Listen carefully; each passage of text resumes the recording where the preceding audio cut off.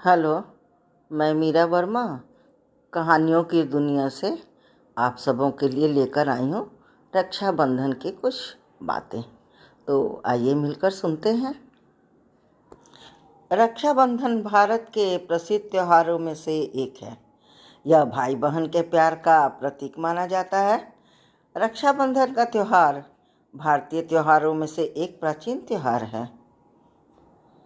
रक्षाबंधन यानी रक्षा का बंधन एक ऐसा रक्षा सूत्र जो भाई को सभी संकटों से दूर रखता है। यह त्योहार भाई बहन के बीच स्नेह और पवित्र रिश्ते का प्रतीक है। रक्षाबंधन एक सामाजिक, पौराणिक, धार्मिक और ऐतिहासिक भावना के धागे से बना एक पवित्र बंधन है। सावन मास में मनाने के कारण इसे श्रावणी भी कहा जाता है। बहन इस पवित्र धागे को भाई के दाहिने हाथ की कलाई पर बांधती है। भाई भी बहन की रक्षा का संकल्प लेता है। राखी का त्योहार कब शुरू हुआ कोई नहीं कह सकता। यह पौराणिक कथा में यह भी कहा जाता है कि देव और दानवों में जब युद्ध शुरू हुआ तब दानव हावी नजर आते दिखे। भगवान इंद्र घबराकर बृहस्पति के पास गए।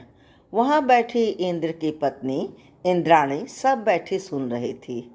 उन्होंने रेशम के धागा मंत्रों की शक्ति से पवित्र करके अपने पति के हाथों में बांध दिया।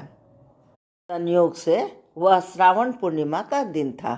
लोगों का विश्वास है कि इंद्र इस लड़ाई में इसी धागे के मंत्र शक्ति से ही विजयी हुए थे। उसी दिन से श्रावण पूर्णिमा के दिन यह धागा बांधने की प्रथा चली आ रही है। यह धागा धन, शक्ति, हर्ष और विजय देने में पूरी तरह समर्थ माना जाता है। कहा जाता है कि श्री कृष्ण और द्रौपदी की कहानी भी प्रसिद्ध है। श्री कृष्ण ने सुदर्शन चक्र से शिशुपाल का वध किया। तब उनकी तर्जनी में चोट आ गई। द्रौपदी ने उस समय अपनी साड़ी फाड़कर उनकी उंगली पर पट्टी बांध दी और इस उपकार के बदले श्री कृष्ण ने द्रौपदी को किसी भी संकट में सहायता करने का वचन दिया था। उसी के चलते श्री कृष्ण ने उपकार का बदला बाद में चीरहरण के समय उनकी साड़ी को बढ़ाकर चुकाया। परस्पर एक दूसरे की रक्षा और सहयोग की भावना रक्षाबंधन के पर्व में यहीं से आरंभ हुई।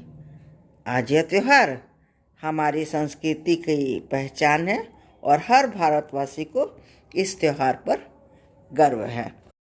हम रक्षाबंधन पर सभी मिठाइयाँ खाते हैं और खिलाते हैं और सभी के साथ मिलकर खुशी मनाते हैं।